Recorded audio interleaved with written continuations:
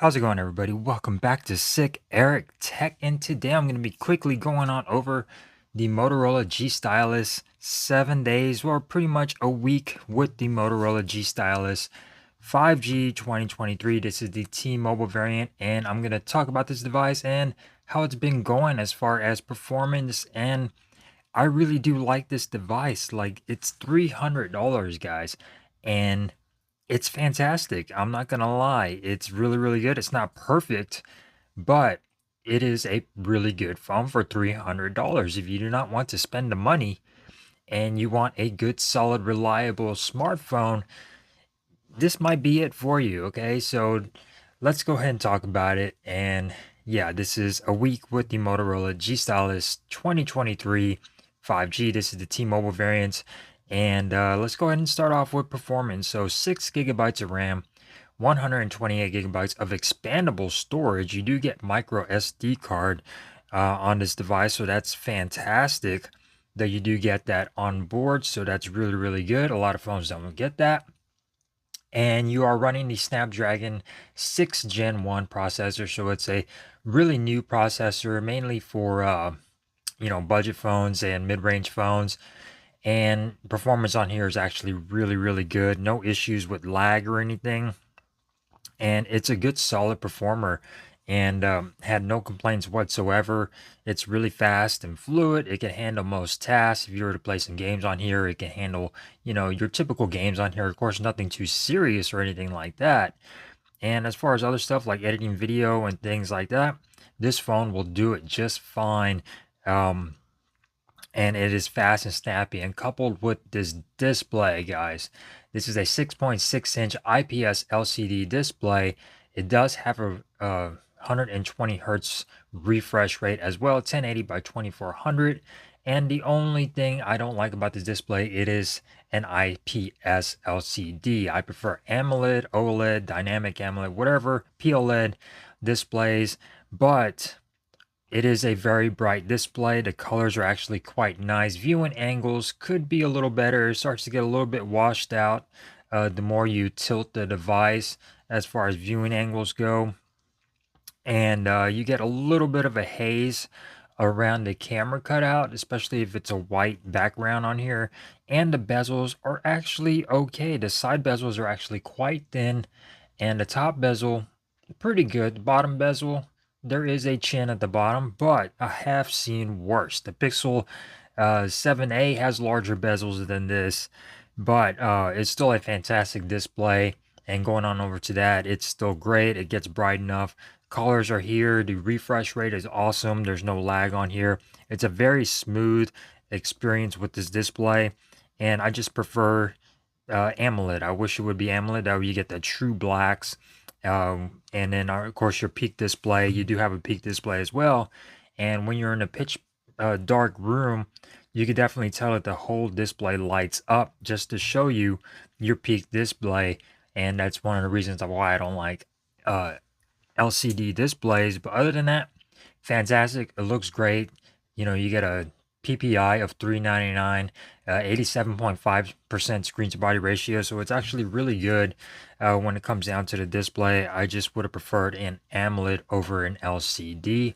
Nothing too serious. A lot of people prefer LCD over AMOLED just because you don't get that burn in. But whatever, it's fine. It's a beautiful display. It's large. It looks great, and you could definitely see it outdoors. Now, going on over to the build of this device, it's a plastic build. You get a plastic frame, plastic back, but this is the way you do a plastic back. Like, look at this. No fingerprints on this guy. I find myself wiping the front more than I do the back of this device. OnePlus, Samsung, Google. This is how it's done. If you're going to make a plastic back, make it to where it does not feel thin and cheap, to where it feels solid and repels fingerprints. This is really, really nice. Like, look at that. I've been rocking this phone without a case for the past 2 days, and it looks great. Scratches should be able to be hidden up pretty well compared to a shiny plastic back, to where you'd be able to see those scratches, but I don't have any scratches on here yet. And this phone has been coming in and out of a case for, the whole week. I switch between having a case and not having a case, and no scratches on here. and it's absolutely fantastic. I wish more people would use these kind of materials to where they don't give you a flimsy plastic back. Like this has some uh, substance to it. You know, it's not flimsy on the back. It's not getting pushed in. It's very solid device, and I like that. So design wise, really good. You get sensor, which is on the side. Also, that is your power button. Volume rocker is a little high for that, but the power button is actually in a good spot. And it works fantastic. You get facial recognition, which also works really well. There you go. And facial recognition works just fine on here. No issues. And other than that, fingerprint sensor works great.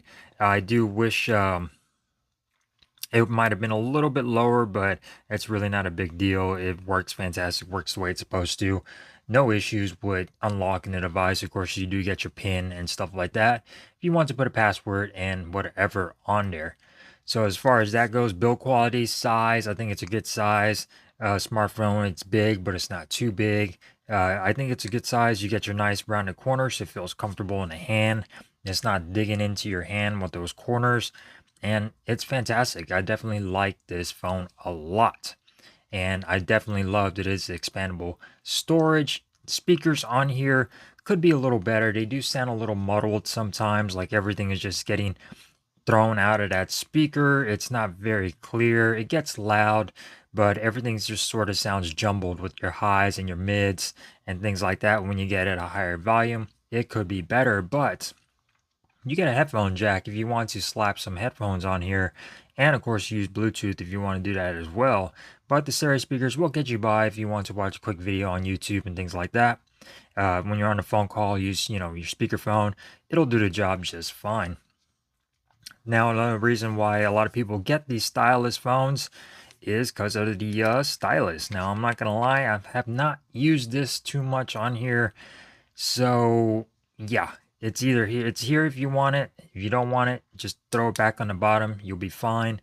But if you do use your stylus and you want something like this that's cheaper alternative to the Galaxy S23 Ultra or the S22 Ultra, this is here for you. You could sign documents, you could draw, you could write on your display and things like that, take notes and everything. You could do so much stuff with this stylus that a lot of other phones you have to pay extra just to get a stylus, and it's just thrown, in a pocket. It's thrown in a drawer.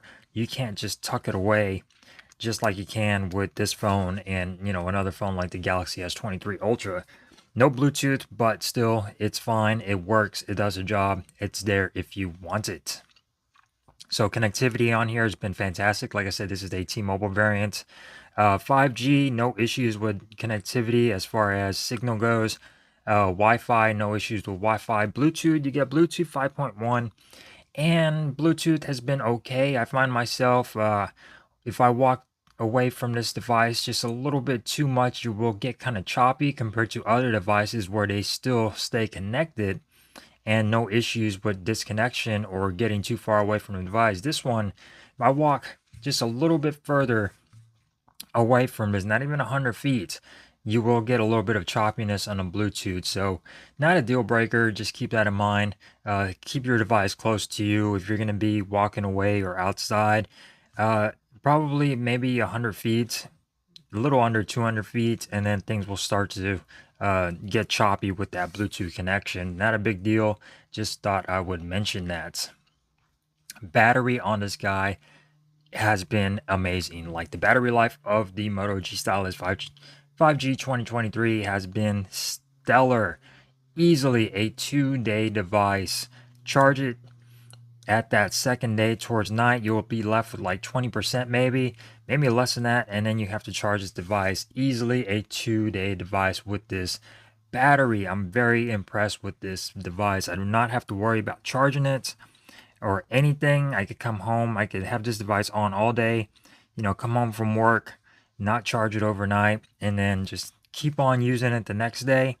And then finally, around 6 o'clock, 5 o'clock, then I will probably charge this device, get it charged up. It's not the fastest in the world.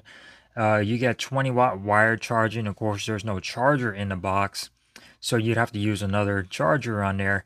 And charging does not, it takes a little bit longer than most devices. It's not too long. You could probably get this phone charged up in over an hour fully. So charging speeds aren't that fast on here, but battery life is amazing. So I think that's a good trade-off.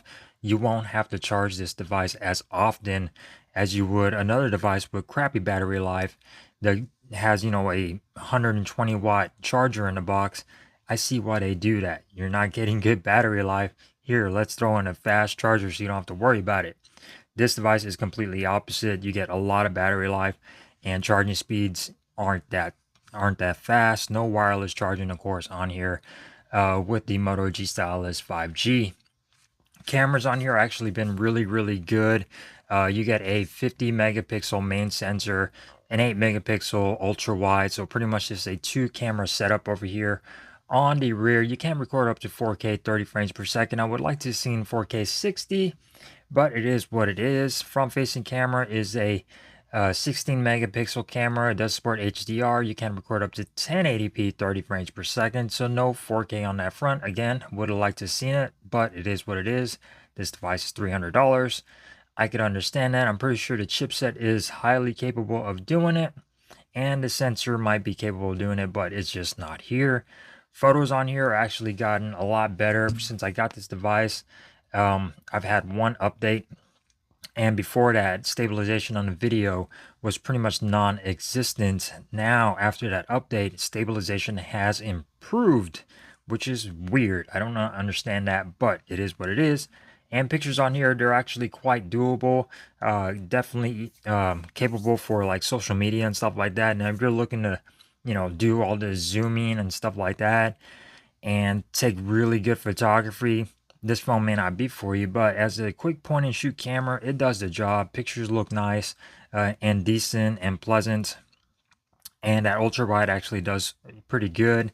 Now zooming in, you're pretty much going to do just, your digital crop zoom on here for all of that zooming stuff. So you could zoom in about, let's see, go into 1, hold it down. So you could zoom in about 8 times and it's going to look okay. It's going to be all just digital zoom, but actually looks pretty good. So if I'm zooming into this cloth right here 8 times,